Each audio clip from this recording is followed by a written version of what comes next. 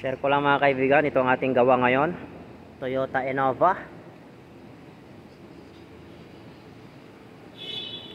So ang ginawa dito ay naglinis tayo ng fuel injector.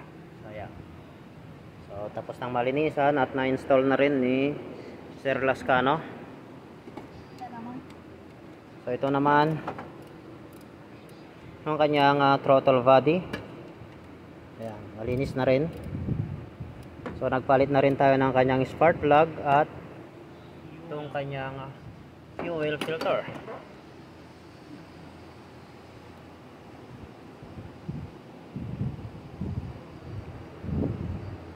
Toyota Innova. So tignan natin yung kanyang model.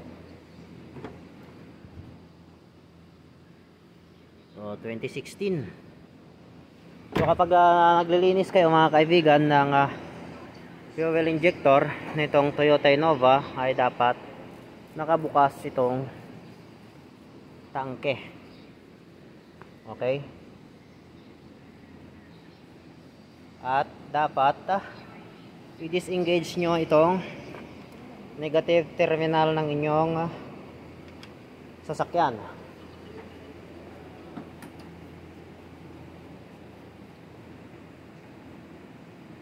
So ayun lang mga kaibigan.